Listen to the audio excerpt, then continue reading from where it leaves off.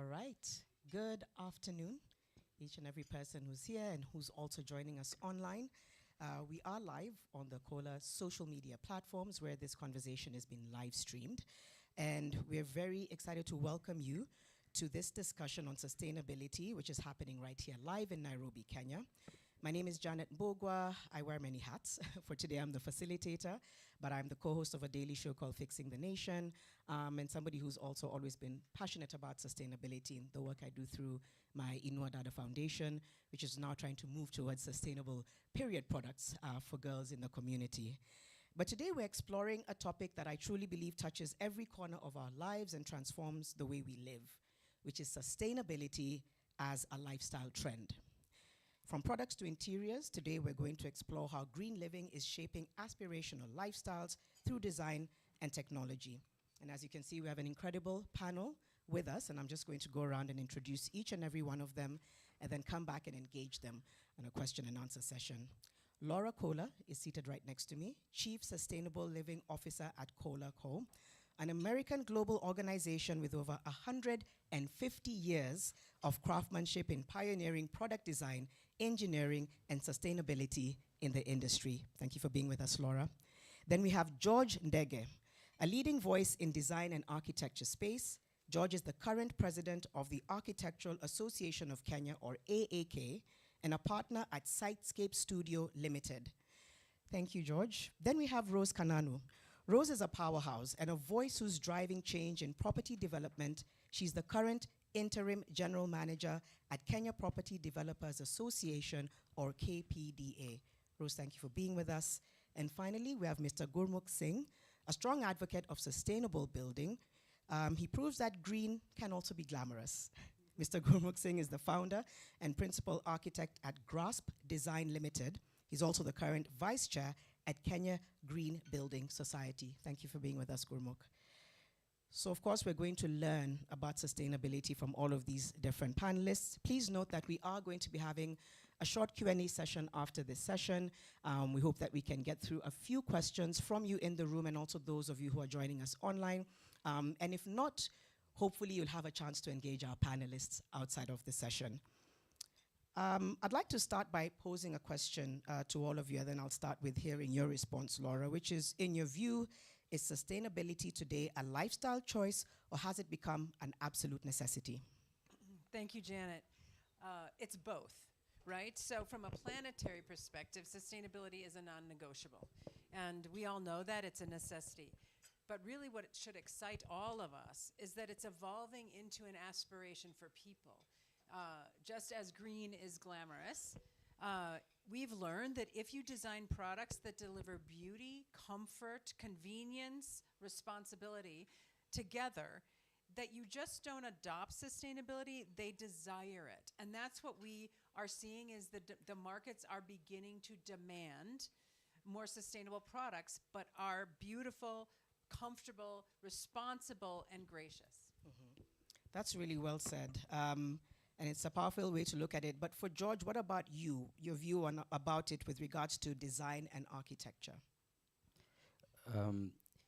Thank you, Janet. And I think it's important to mention that we are now moving from the issue of green being niche to mainstream.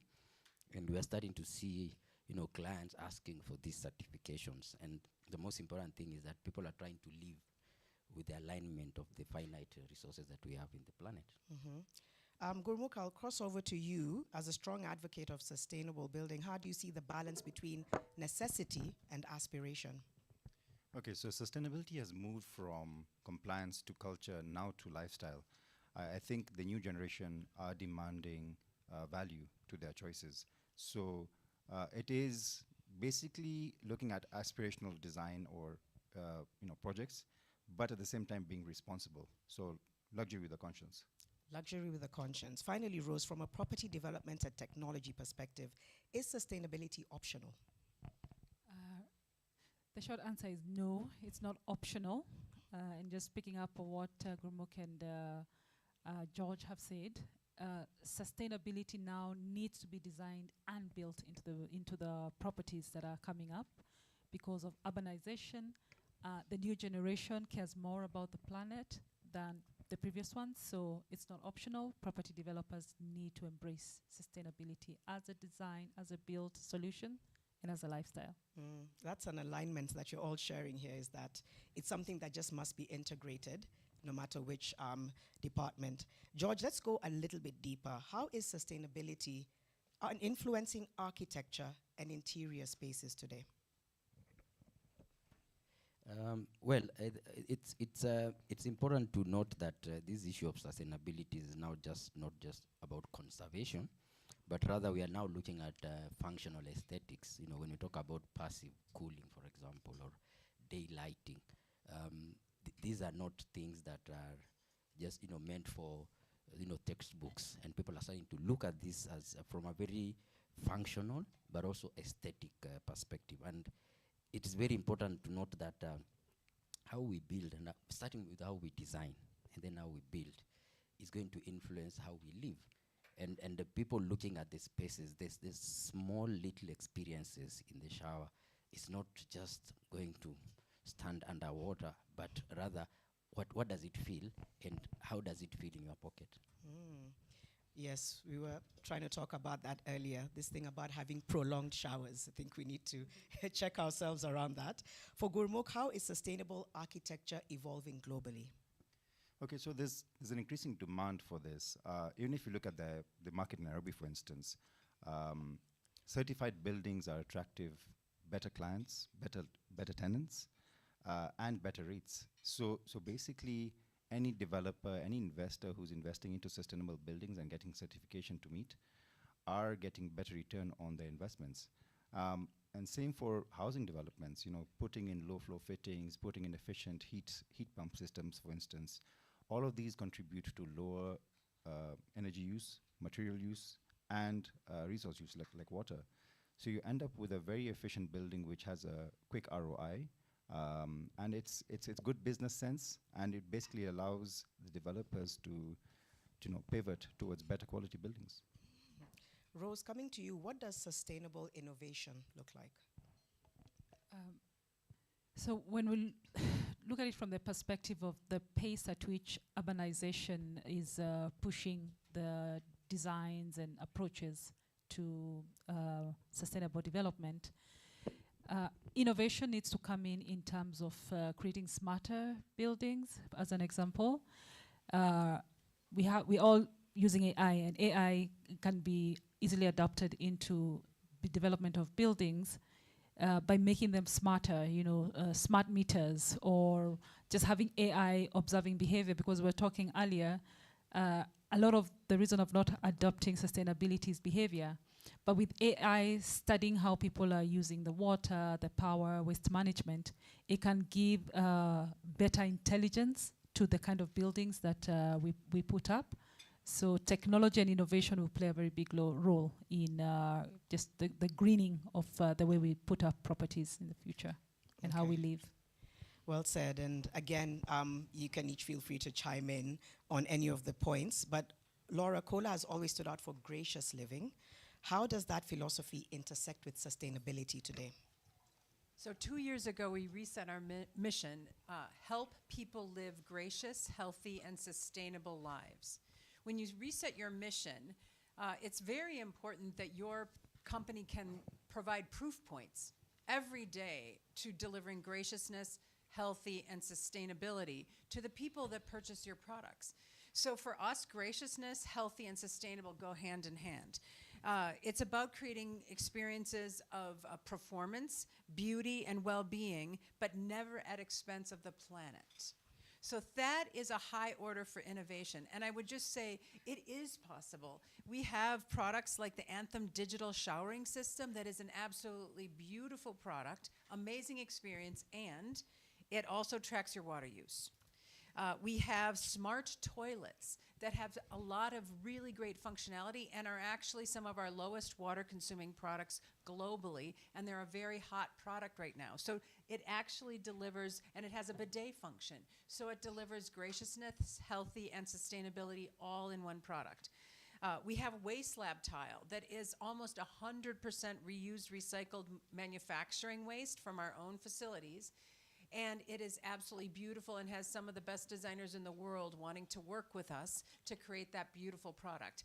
So it is possible to reuse material and create a beautiful product because you've focused on it through the innovation process. And I would say the last point I would say is the catalyst technology, which is coming through in a Kohler rainhead. It feels like you're under this rich stream of water, when in fact you're conserving up to 20% of water compared to traditional showers. So that is the design and innovation challenge, as we see for the future, is really asking our innovation teams to take up the challenge of gracious, healthy, and sustainable design to really design for the world we all want to live in. That's really well said. And it's interesting because we're going to go into a segment of myths and misconceptions, which I'll be asking our panelists to just debunk. And I think I'm learning a lot. Maybe being an outsider in the space, it's great to know that the possibilities that exist within sustainability, I'm already debunking some of my own myths, which is incredible. And just another reminder, we will be coming round the room soon. So if you have any questions, you'll direct them specifically to a certain panelist, and we'll be able to share that. So let's go into misconceptions around sustainability. If we start with you, George, what's the one myth that you'd like to challenge and why? Thanks, Janet, once again. And one time in class, we had a very interesting discussion around the cost of going green. And we did an experiment where we were just calculating. And of course, on the onset, the discussion is that it's expensive, and most of the time we are looking at retrofitting a building that has already been done, or the cost of trying to be, sustainable is expensive. But when you look at it, it's going to be more about operations. So that even if the initial cost is much higher, what is the cost of operations? And most of the other buildings which are not sustainable might look cheap to start using, occupying, but the moment you start running with it, which is the bigger lifetime of the building, you will end up with the higher bills, inefficiencies. And so the myth of costs can only be justified by the cost of running that particular building. Yeah. Mm-hmm. That's really interesting. What about for you, Rose? A myth that you'd like to challenge?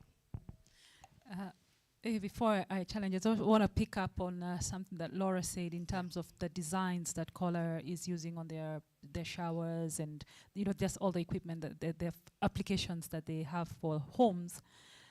It's good to note that Africa would really need that kind of a solution because we are running out of water.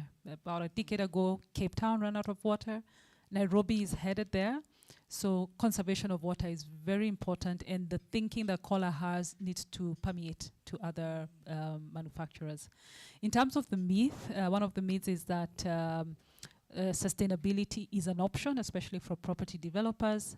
When we started certifying EDGE green certification, many developers would think that's not for me. But actually, it is for everybody. It's not an option anymore. The population growth into especially the urban areas mean that we have to start thinking about waste management, water conservation, if we're going to have more and more buildings and bringing in, the dwellers of the cities. Mm-hmm. So it's not a choice anymore. We all have to think sustainably. We all have to think sustainably. What about in your world, Mr. Gurmukh? What myth would you like to So I just challenge? want to add on what George had said basically earlier, since we're in the same field. So yeah, I mean, the capex for some of these items may not be significantly more, but the impact on a long-term scale is there. For example, use of good materials, good quality materials, manufacturing, and good design. Basically, that lends to replacing these items less often, and also the repairability of these items in the long term. And also investing in some of these good systems, like investing in good heat pump systems, investing in good sanitary ware. That long-term payback is there even from investor point of view. So you do get better returns because the user experience is better. So you have a good shower, but you've coupled it with a high COP heat pump, basically high efficiency heat pump. And that starts giving premium experience, which is very sustainable, and giving you good returns. So it's a win-win-win. Mm-hmm. Okay. Have you spoken to the myth? Yes. Well, The partially, myth you'd like to yes. challenge a little bit. Okay. Laura, is there a myth that you'd like to challenge? The myth I'd like to challenge is that sustainability does not require compromise. I mean, so essentially, if we are good at our work, if the designers, if the architects, if the specifiers, if the manufacturers are really good at design and innovation, we've shown that indulgence and conservation can actually coexist. And I would say, how can we continue to work together to show that innovation can prove that we don't need to give up comfort to live consciously? And but it requires all of us to focus on that goal and to push our creative teams to create that environment using all of our skills and abilities to really combine comfort, performance, and living consciously for the honestly the betterment of our communities for the future. And still staying with you, Laura, because I think that's a powerful point. Let's look at 10, 20 years from now. What do you see of the future of sustainability in lifestyle and design? So I just came from Climate Week in the UN General Assembly in New York. And honestly, everyone is assembling and conversing around the fact that in the future, we don't even have to ask, is this sustainable? Because we will all be automatically designing for that kind of world that we want to live in. At Kohler, our vision is that every faucet, every shower, and ultimately every product delivers both luxury and sustainability in one seamless experience. So that way, sustainability won't stand out because it will be a global expectation of how we all want to live. It will simply be everywhere. Oh, wow. Like a new normal of sorts. George, what about for you, for homes? What does the future look like? Well, if you look at the next decade or two, one of the things we have to focus on is the numbers. In the upwards of 75% of our urban areas is actually housing. And the majority of the current existing stock of housing is not green. So looking at it in the next 10 or 20 years, we should be looking at a shift where the new buildings that are coming up are going towards green. So we look at the numbers turning, and at the same time focusing on retrofitting the existing buildings. How do we make them green? And this can only be done through what Laura was mentioning earlier. For example, that we need to synergize and collaborate, both in terms of the designers, the specifiers, the manufacturers, because we are working in this chain, value chain of housing, where if one part of the chain is weaker than the other, then it means that the new buildings we are doing are going to have a negative impact. And just remember that we are actually building more because our population is growing faster. So the next 20 years, we'll be having way, way more buildings. And so we'll need more bathrooms and more toilets. So if, for example, there is a mandate that all the new toilets will actually have to be, water saving, then it means we will have more greener buildings than what you'd call brown existing buildings.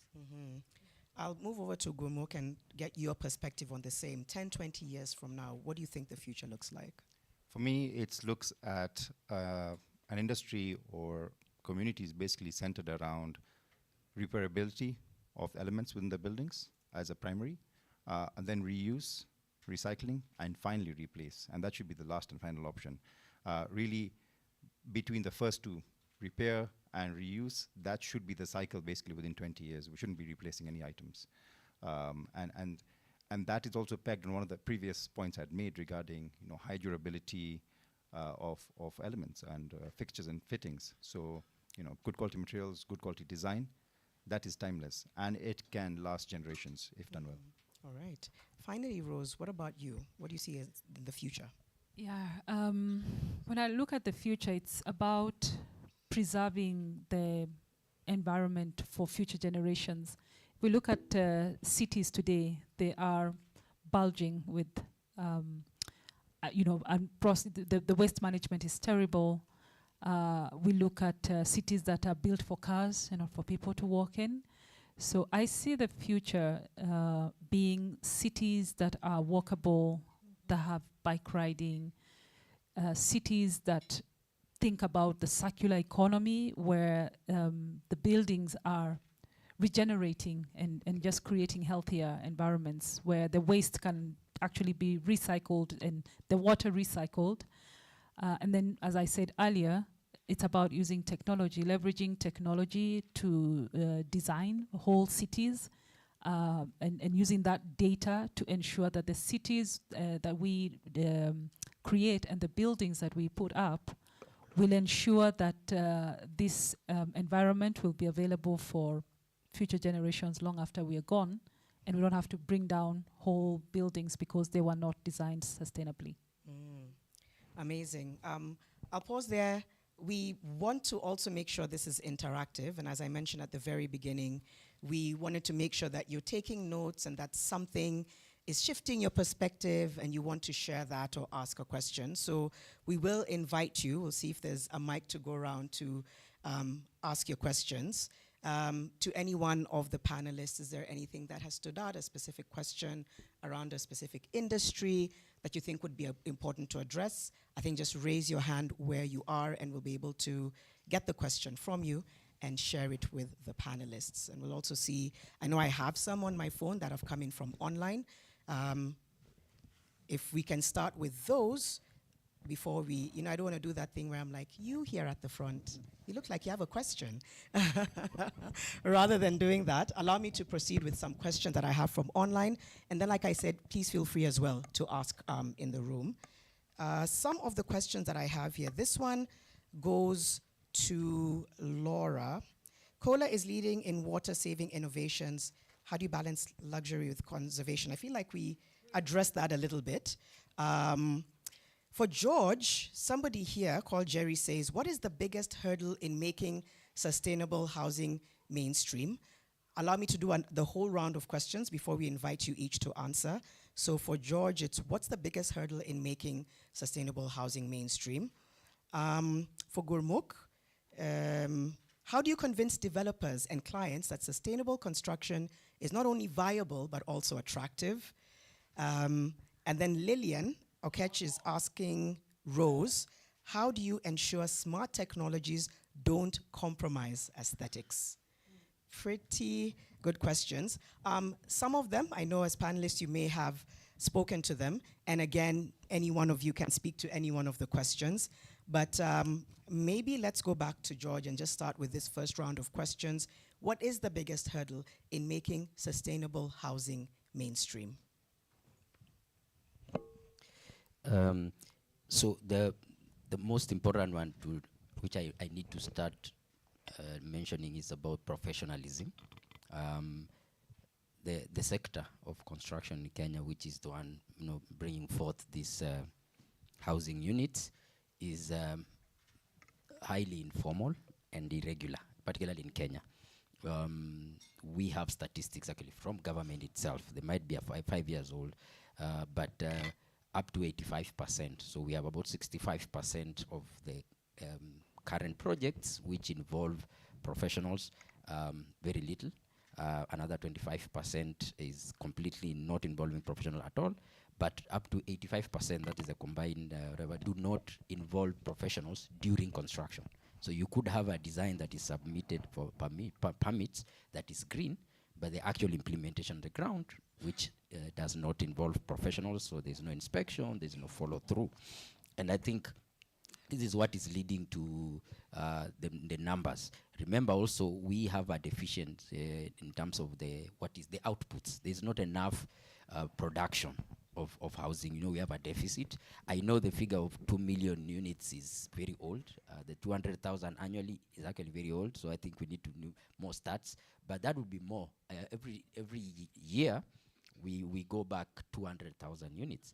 But even the ones which are being done, designers, professionals are not involved. So when we talk about green issues, the best people to do this would actually be the professionals. And then, of course, following through in terms of government, the policy. Are the existing regulations and guidelines being followed through?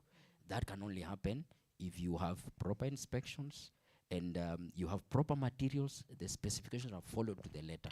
And I think that, for me, would be the biggest hurdles. I can see how that could be a hurdle. Thank you for breaking that down. Gurmukh, the question for you was, how do you convince developers and clients that sustainable construction isn't only viable but also attractive? So this actually has become our status quo for most of our projects. It makes so much financial sense, from an OpEx point of view, operational point of view, that it's become a no-brainer. So we specify, top-of-the-range heat pumps, low-flow fittings, durable fittings, plumbing fittings even, we spec, very high-end ones. All materials that we specify into the buildings nowadays are very durable and basically very efficient. And the beauty of that is the client sees the return within under 5 years. And that is something that was not common before, but now as, manufacturers are getting more keen on sustainability and it's more of a focus for them, this has enabled us to achieve that goal, basically. Okay. For you, Rose, there was a question from Lillian. How do you ensure smart technologies don't compromise aesthetics?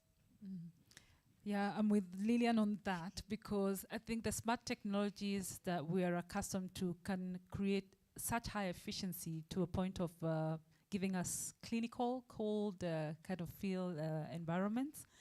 And no offense to engineers, but I think a lot of the smart technologies that we've probably been experiencing are designed by engineers. We're about, efficiency and whatnot. But I think going into the future and in the space we're in now where we have machine learning and just smart, again, I say AI, we need to design people-centered smart technologies that understand our aspirations and our need for creature comforts. And just integrating teams, with behavioral scientists and engineers and other experts that will ensure that even as we get more efficient and we become more green, we don't lose the luxury and comfort that we look for as human beings. Okay, I can see that. I can see how you'd speak to it not being looking cold and clinical and how it's important to still maintain. Laura, you wanted to add something? I love that, Rose. Human-centered design, keeping people at the center of our work is so important to understand the human interface with the buildings we design, the living spaces, the workspaces, the restoration, the hotels spaces, all of that is super important. Technology is an enabler to do many things, but how do we not lose the humanness of the environments that we're creating and make living more sustainably gracious, healthy, sustainable, and still simple? Right? Sometimes technology can be so complicated to figure out and not intuitive. So I do think it is continuing. It makes our work interesting because it's a challenge that our teams will continue to adapt to and upskill. To your point, George, more and more of our industries will have to upskill in order to meet this new reality. But I think it's exciting, and I think our young people are really interested in creating a better world, and we might overcomplicate technology in the beginning, but we will then begin to simplify it as we get better at integrating it into our facilities in all these different usage models. I like that. I like that grace for sometimes it's an overcorrection and then you find a balance. That makes a lot of sense. We're almost at time and soon we'll be asking our panelists to share a parting shot. But again, I wanted to throw it to the room if there were any questions that you wanted to ask any of the panelists. Just given the diverse kind of spaces that they've spoken to, you can feel free to just raise your hand and direct the question specifically to a certain panelist. I know Kenyans like comments. I feel like if I say there are comments, everyone's hand will go up. Thank you. So just your name and who you're directing it to. Thank you. Good afternoon. My name is Eliud Maina. I'm a professional plumber. And I like the discussion today. I'll go to what Gurmukh mentioned. Other than recycling, repairability. And maybe, Laura, you could touch on what Kohler is doing with regards to repairability of equipment, fittings, and products. So first of all, we are 152 years old, so thank you for that question. But one of the things we stand on is quality. So it starts at the beginning with quality, right? With the quality of the material, the quality of the design, the testing. And when you have a product then that comes with high quality, but you want it to be durable and stand the test of time, because by replacing, you do create waste, right? So you want it to stand the test of time. So it's very important that our teams around the world have aftermarket service that actually help keep the product installed, but actually help the user have a seamless experience of finding the part simply, easily, and the repair being as seamless as possible, so that we support the full life cycle of the product as it's installed. So I think of design and quality and manufacturing very important, the testing we all do. Then when it gets installed, that installer also, there's a lot of durability that happens with installation, right? So professional services that help you install the product correctly, the industry that you're from, and then how does a manufacturer support aftermarket? And that's something that Kohler believes heavily in, and is supporting the industry in aftermarket service, so that we can keep living with a high quality product in our own homes. Thank you. Gurmukh, did you want to respond? I think Laura covered that. I think one of the key things, maybe it's a point rather, is maybe to add on that is, for repairability, I think the aftermarket service, and one thing we've seen as architects is it always helps when the life cycle is longer. So you have, product support for 15, 20 years, and that's something that's quite important to us as architects as well. Mm-hmm. Great, thank you for your question. Do we have one other or so? Yep, there we go. Good afternoon, my name is Henry, cost consultant and project manager. My question goes to Rose Kananu. I know George has tried to demystify the myth on cost, but when it comes to sustainability, it's all about tomorrow. But today's cost might be higher, tomorrow's cost might be cheaper. So the question is, what discussions are happening amongst the developers that will make them understand that the aspect of the cost is about the future? Okay, thanks for that question. Let me respond to it from a perspective of what KPDA is doing to change the mindset and behavior now and look into the future. So there has been the question of, or rather the sentiment that green building is expensive. And KPDA has taken on that challenge. And we are actually carrying out a research study comparing green building versus the brown buildings. It will be a year-long study. We will be releasing a report or a thought leadership next year to really show where exactly are the costs, and if there are high-cost areas, how can those be mitigated. But I think producing such a thought leadership will begin to change behavior of developers. We already have those conversations. We speak about them in our events. We are collaborating closely with KGBS, and I think you've seen, green certification is becoming more and more prevalent. But I think a data-driven, research-based study will begin to change behavior, because it's really about behavior. Mm-hmm. Thank you. We can take one more. I can see there's a few here. Again, I think you can just raise. We might have only room for one more, if it's okay. Are you debating who's going to take it? Thank you for graciously passing the microphone to me. Mine goes to George. Being from regulatory point of view, we've talked about this misconception, and whether it's Architectural Association or the Engineers Board of Kenya, ideally, as a professional, we ought to be, I didn't say my name is Alex Omusa, I'm an engineer by professional practice. We should, by first principle as a best practice, to design with sustainability in mind. How are we putting it across, maybe from the body, to ensure that from regulation, from statutory compliance, as well as from practice and best practices, that engineers, architects, and industry players are leading, so that we avoid this misconception whereby if the client comes back midway the design, say, we need to go for Edge, want to go for Green Star, or want to go for LEED, we start saying there's a cost X attached to this. And yet, that should not be the case. Ideally, the design should speak into sustainability.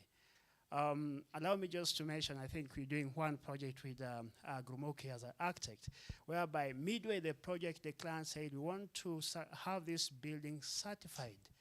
And we all are like, yes, we're already ready. There's no cost. Whatever we designed is already sustainable. And I think that should be the case. So what are we doing as AAK, Engineers Board, and how are you engaging as stakeholders to ensure that every player in the industry understands that we ought to design knowing that we only have one Earth and we need to conserve, and we need to be efficient, we need to have longevity of what we do and what we supply. Thank you.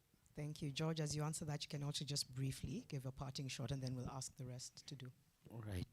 Thank you. Thank you, Alex. I think there are actually more stakeholders than you mentioned. AAK is an association of built environment professionals, 8 chapters. EBK is the regulatory government body for engineers. We have the Board of Regulation for QSs and architects and quantity surveyors. We have one for planners. But you may have alluded to the answer in the sense that there is no one, this thing cannot be done in a silo. It has to start off, it's a chain, and it starts off with school. I would tell you the philosophy of the School of Design is green building and sustainability. That already implants the initial seed that is required. And as you rightly put it, it doesn't matter what the policy says, the regulations say, because what is happening is that if the building code, which has just been passed in 2024, is starting to talk about green buildings now, that is last year, does it mean that before that people are not designing? So if the consultants are not sensitive, are not climate responsive, it does not matter what is in the bill. And I think it starts from education, but also what is in the market in terms of continuous professional development. If we keep getting information about green design, then it means you as a designer, you will be able to be sensitive. In my parting shot, I want to mention that Rose talked about the issues of cold tech now transitioning into human-centered issues. And I think this is very important because when we talk about the idea that tech was generated to sort of do faster calculations, but there was, from the beginning, there was no focus on how it relates to human beings. And of course, therefore, the attempt at AI and seeing how can it be as human as possible. Do you know what else is very cold? It's policy. Because we have a lot of things on paper. In fact, just yesterday, we were with Rose at a webinar where KPDA is launching a handbook for developers on the processes of development control, and also launching a tracker for projects. So the discussions we were having there is that then after we have this policy in place, we have the new building code, we have the physical planning guidelines, we have all the regulations. What is the interface with the designers? How are the designers relating to this document? I had an opportunity to look at a 600-page road design manual. Is an engineer going to read through that as they're designing? So my parting shot is that we need to move from policy to practice. And the faster we move is based on how an engineer, how an architect, how a planner is able to translate policy into their day-to-day design practice. Great. I will go around. Rose, a quick parting shot from you, Gurmukh, and then finally Laura. All right. I think my parting shot, also just riding on what George has mentioned about the National Building Code and policy. I think a big place to influence how the future will look is in the curriculum. When I studied engineering over 20 years ago, that was not in the thinking at all. But I think a place to start influencing sustainability, about thinking about our environment and what we build, there's a need to review curriculum and start teaching sustainability right from the beginning of graduate studies so that we produce graduates and professionals, contractors, who are already programmed to think about sustainability and not something that they need to come and fix later when they already have a mindset that is not sustainable. Thank you. Gurmukh? Yeah, I'd just like to basically follow up on the question that Alex had posed. Now, in regards to wearing the hat of vice chair at KGBS, in regards to what can be done to implement those policies that George has mentioned. I think incentives must be implemented. So for example, KGBS, we've been approaching from a two-pronged perspective. Number one is leading by example. So we're encouraging or pushing government bodies to get their facilities certified, like Nairobi Governor's Office, County Office of Mombasa. And this is helping create awareness, number one. And then number two, we've been in discussions with county governments regarding how to incentivize, faster approval timelines for more sustainable buildings.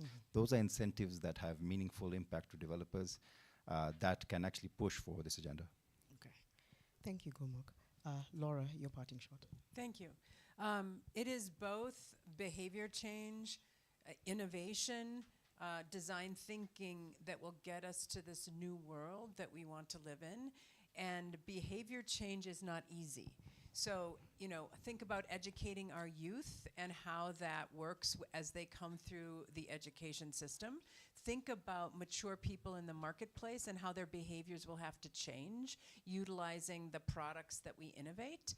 How do we do that as industry professionals? How do we change behaviors? Because you can have sustainable product in your homes, but you have to be also very conscious with how you utilize them. So all of this is a design for environment mentality. It is a methodology. In Kohler, we have a design for environment methodology. So we want to design for the world we want to live in, where water can be abundant, where everyone can have access to clean, safe water if we use it wisely.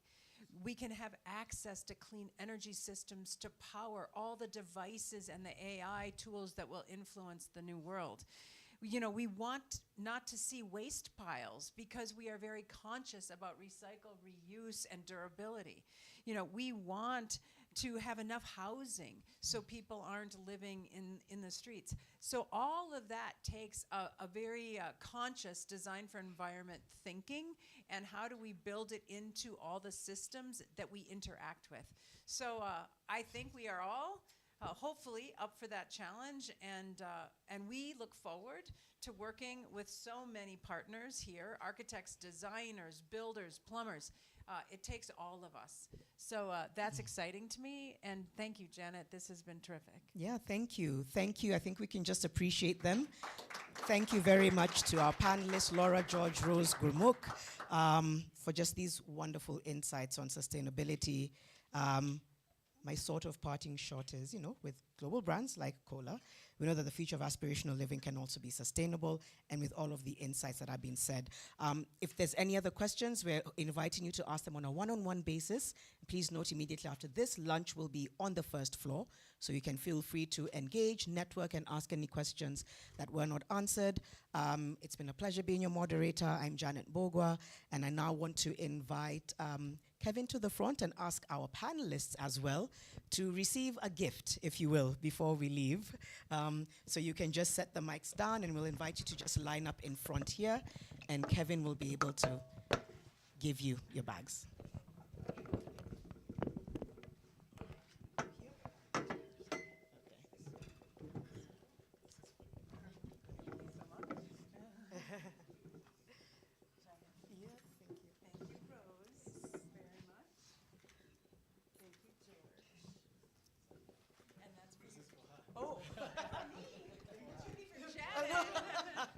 Janet, thank you all. Thank you. Yep. We'll just do a bit of photos, and then we'll invite everyone to clear the room. Thank you.